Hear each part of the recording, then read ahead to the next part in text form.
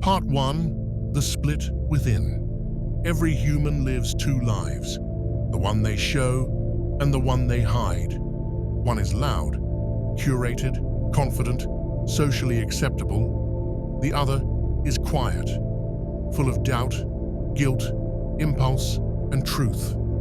You switch between them like two programs running on the same hardware. Outwardly calm, inwardly chaotic. That's the split within. It's the tension between who you are and who you think you're supposed to be. You feel it when you lie to yourself and call it peace. You feel it when you play a role that impresses others but drains you. It's not failure, it's conflict. The mind trying to protect itself while the soul fights to be seen. The modern world rewards this split. Society doesn't want authenticity. It wants consistency.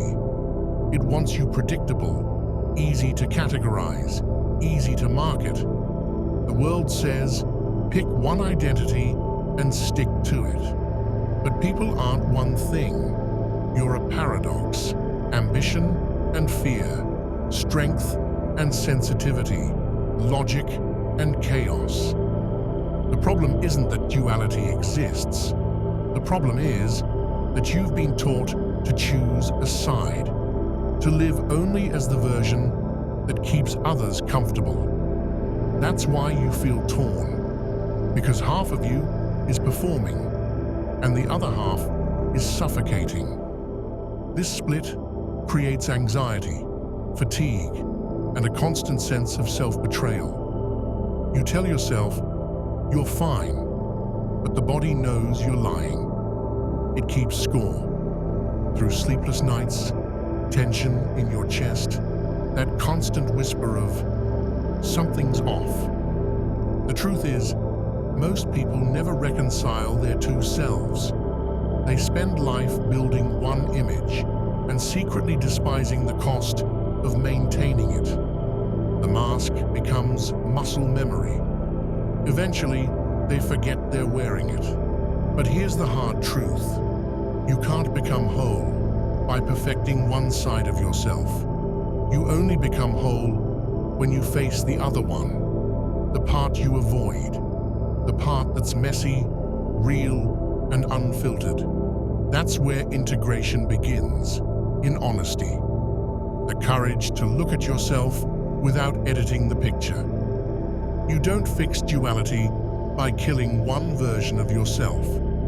You fix it by aligning both, by making the inner world match the outer one. You can't lead others when you're divided inside. You can't build peace on a lie. The split weakens you, not because it makes you human, but because it makes you live dishonestly. The strongest people you know aren't without conflict. They've just made peace with it. They've unified their chaos into clarity. And that's the work, to stop hiding from what's real and start operating as one mind. Duality isn't your curse, it's your classroom. And awareness is the lesson that sets you free. Part 2. The Origin of Duality. You weren't born divided. The split was taught. When you were a child, you didn't censor yourself. You spoke honestly, felt fully, moved freely. Then the world began shaping you. Parents, teachers, peers, culture. You learned which parts of you were rewarded and which were punished. When you cried, you were told to toughen up. When you spoke too boldly, you were told to calm down. When you dreamed too big, you were told to be realistic. Piece by piece, you began trading authenticity for approval. You stopped being yourself and started being whoever kept you safe. That's where duality begins. The moment survival becomes more important than truth. Your conscious mind builds oneself to protect the other. The mask becomes armor. It works at first. You fit in. You're liked. You avoid rejection. But deep underneath, your real self starts to rot from neglect. This is how the slave mind is born, not from external control, but internal compliance. You become both the prison and the prisoner. By the time you reach adulthood, you've built a version of yourself that's efficient but hollow. You've learned to smile when you're tired, to stay silent when you disagree, to say, "I'm fine," when you're breaking inside. That's not maturity, that's conditioning. Most people confuse adaptation with growth. They think adjusting to dysfunction means they've evolved. But the truth is, you've just gotten better at hiding what hurts. This is why success doesn't always bring peace. You can achieve everything the world told you to chase and still feel disconnected, because the part of you that wanted those things was never real. That's the cost of duality. It gives you acceptance, but it steals your authenticity. And once the real you starts fighting back, you'll feel it as restlessness, that sense that something's missing, even when life looks perfect. You don't need to destroy your false self. You just need to understand where it came from. It was built by fear, fear of rejection, failure, and abandonment. Once you stop feeding those fears, the mask begins to crack on its own. And what's underneath isn't weakness, it's power.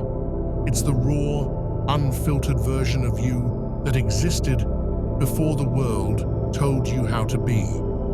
That's where freedom begins. Not in becoming more, but in becoming real.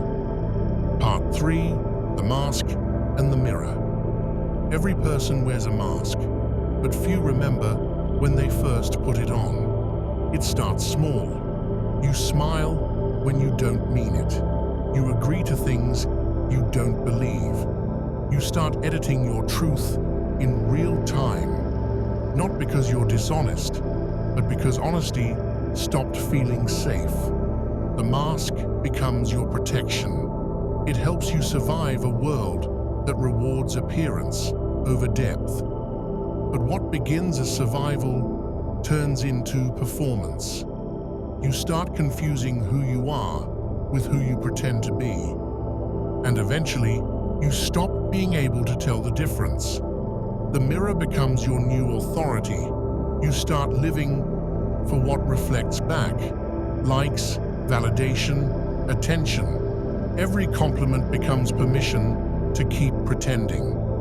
Every silence feels like rejection. That's how the mask tightens. You stop asking, "Do I believe this?"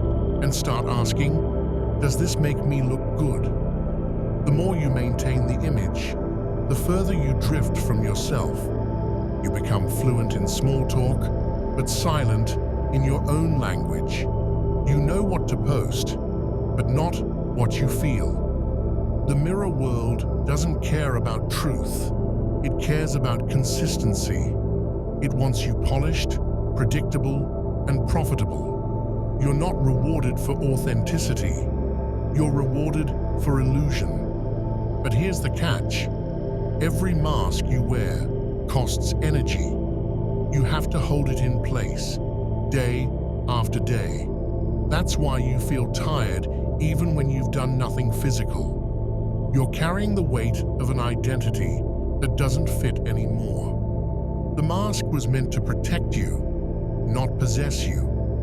When you finally see the difference between peace and performance, something inside starts to shift.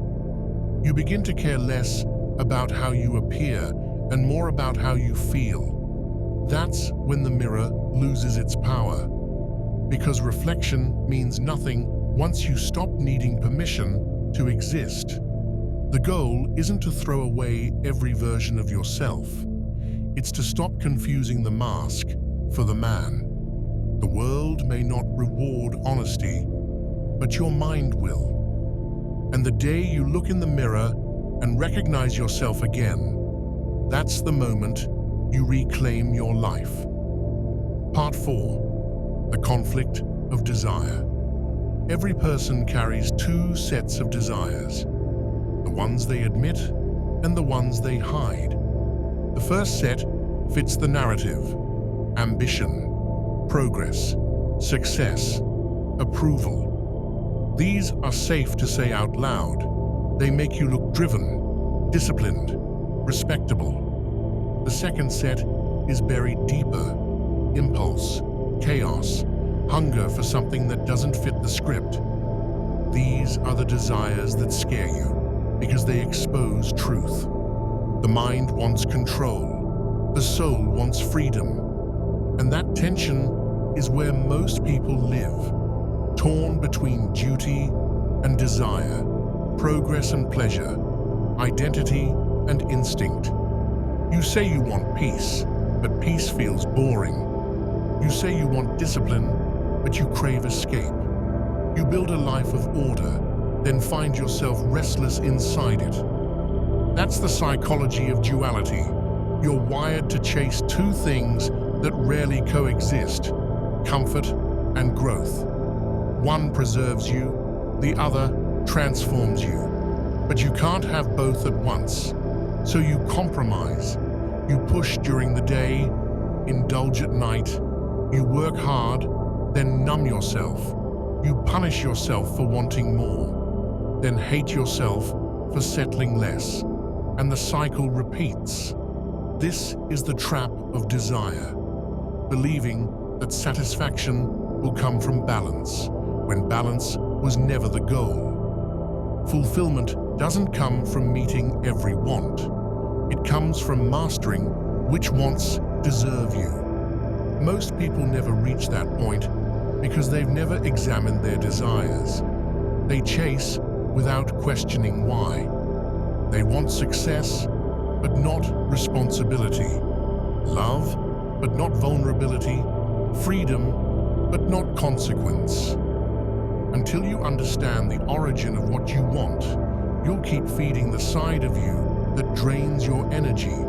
That's what destroys focus. Not lack of drive, but divided desire. You can't move forward when half of you keeps pulling backward. You'll know you've matured when you stop asking, "How do I get what I want?" and start asking, "Why do I want it?" When your reasons become clean, your decisions become easy.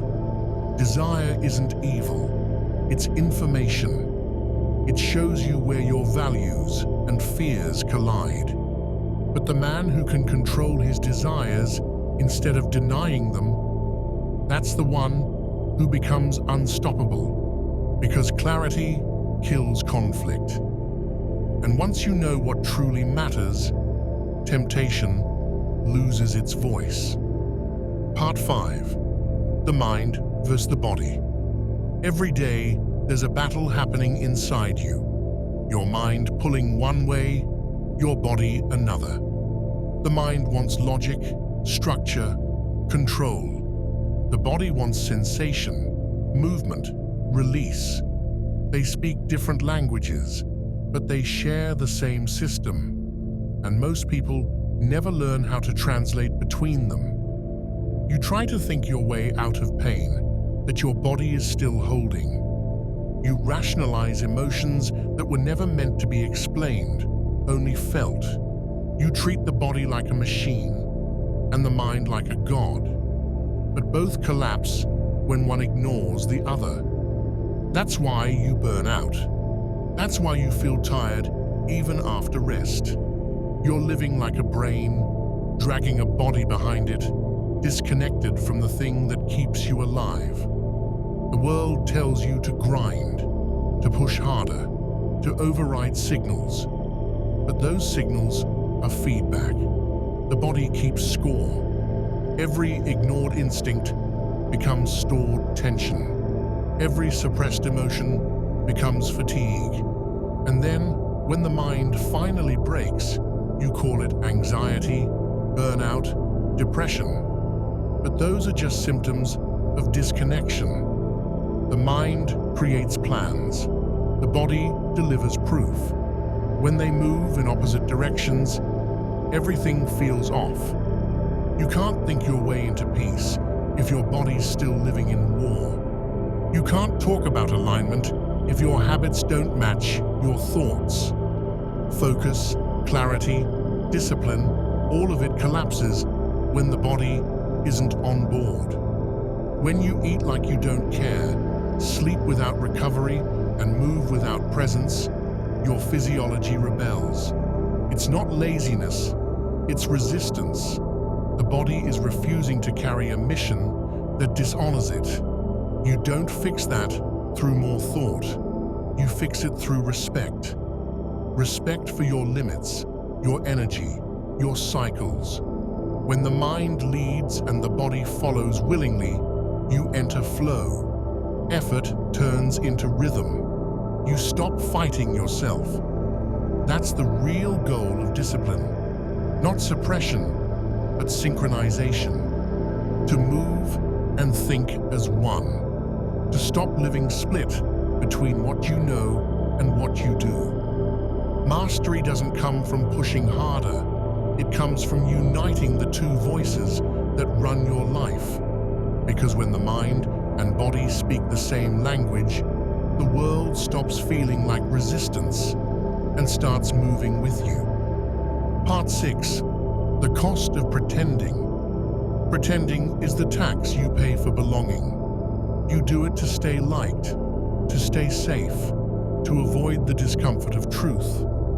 But every time you fake who you are, you lose a small piece of yourself. The more you perform, the more detached you become. Eventually, you forget what's real. You forget how to feel something without filtering it.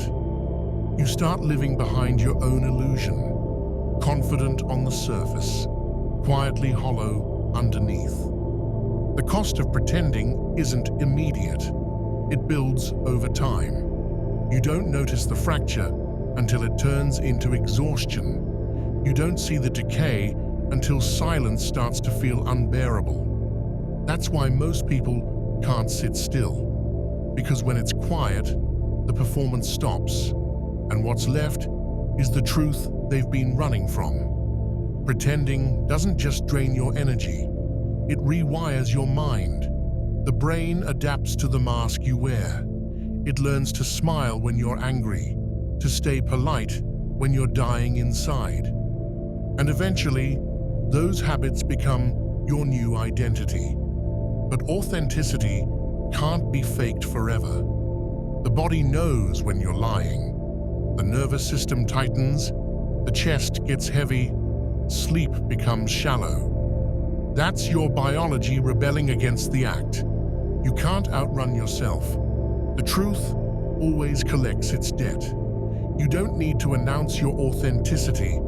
You just need to stop betraying it. Stop agreeing when you mean no. Stop shrinking to make others comfortable. Stop trying to be understood by people committed to misunderstanding you. It takes courage to live without pretending.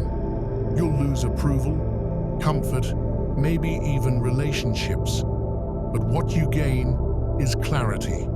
You'll finally hear your own voice again. And when you operate from that place, honest, centered, unapologetic, people will feel it. Because authenticity has gravity. It draws respect even from those who disagree. Pretending might buy you acceptance, but authenticity earns you peace. And peace is what pretending was trying to imitate all along. Part 7. The integration point. Integration is where the war ends. It's the moment you stop trying to kill parts of yourself and start understanding them. Every side you've been fighting, the ego, the fear, the ambition, the doubt, they were never enemies. They were fragments waiting to be unified. You've spent years trying to perfect one version of yourself while burying the rest. But integration isn't perfection, it's alignment. It's the ability to live without contradiction. where your thoughts, actions, and values move in the same direction. The mind's greatest pain comes from internal conflict. The conscious wants change, but the subconscious wants safety. The body wants stillness, but the ambition wants motion. Integration means bridging that gap, teaching all parts of you to row in rhythm instead of in opposition. To do that, you have to stop judging the darker sides of yourself. The anger, the envy, the selfishness. They exist for a reason. They're signals, not sins. When you repress them, they control you from the shadows. When you face them, they become fuel. The world will tell you to let go of your past. Don't. Study it. Everything you've tried to forget holds information about what shaped you, what made you strong, what still makes you flinch. Integration is taking ownership of all of it, without shame. You can't evolve by rejecting your history.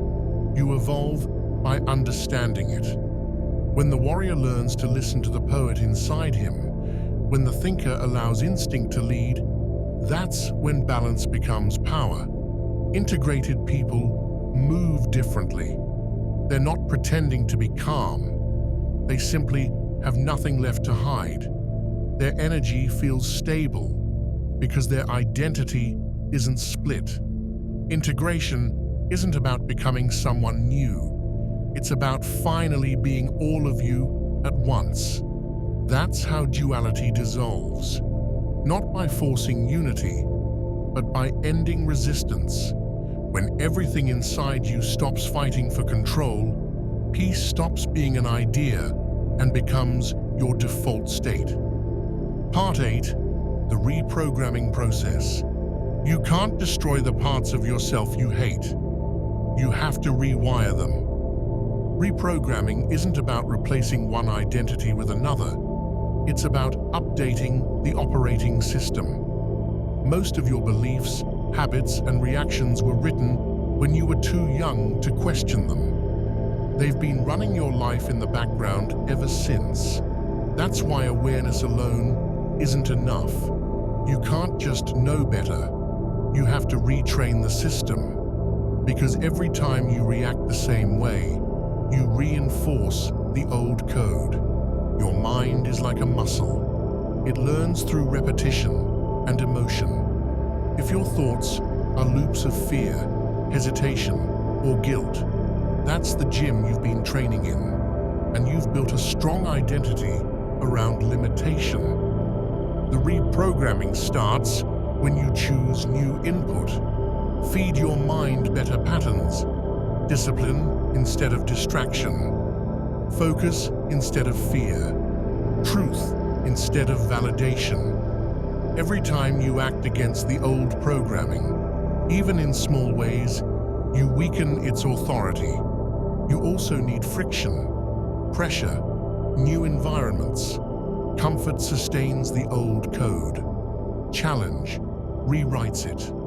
That's why growth always feels uncomfortable. You're literally deleting parts of yourself that no longer serve you. Most people try to change by adding more habits, more hacks, more information.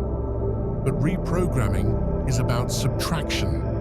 You don't need to become more. You need to unlearn what keeps you divided. When you stop feeding the false self, the real one starts to emerge naturally. And here's what no one tells you.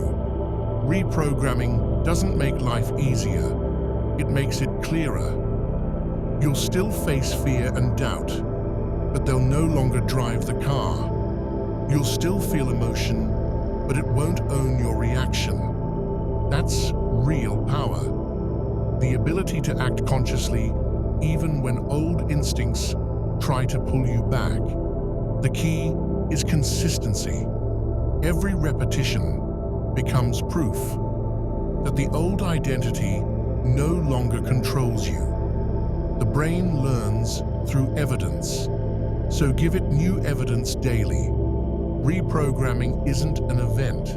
It's a practice, a lifetime of replacing reaction with awareness until discipline becomes your default. That's how you stop living split between who you were and who you're becoming. That's how you turn duality into direction. Part 9. The Power of Wholeness. Wholeness isn't about perfection, it's about truth. When every part of you finally aligns, you stop chasing validation and start operating with conviction. The noise quiets, the guessing ends. You move like someone who's already decided who they are. Wholeness gives you energy because fragmentation drains it. When you're pretending, performing, or switching masks, your mind is always split. One part acting, one part observing. That constant tension burns fuel. Integration returns that power to you. A unified person doesn't waste energy explaining themselves. They don't compete, overreact, or crave permission. Their presence alone communicates certainty. That's what wholeness feels like. Stillness with force behind it. The world doesn't need more perfect people. It needs more whole ones. Individuals who've accepted their flaws, learned from their contradictions, and turned pain into perspective. Wholeness isn't the absence of chaos. It's the ability to remain centered inside it. When you become whole, everything in your life starts to reorganize. Relationships shift, habits change, opportunities appear that match the level of your self-awareness. Because life mirrors what you are, not what you wish to be. That's why fragmented people attract chaos. They create from confusion.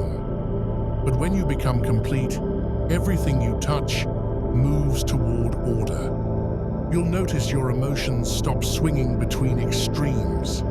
The highs won't own you. The lows won't break you. You'll stop needing motivation because discipline will feel natural. The paradox of wholeness is that it looks quiet from the outside, but inside, it's absolute power. You can't fake it. You can only earn it through awareness, honesty, and the courage to stop living divided. When you reach that point, you stop being pulled by the world and start pulling it with you. Because the most magnetic force in existence is a human being who's finally become one.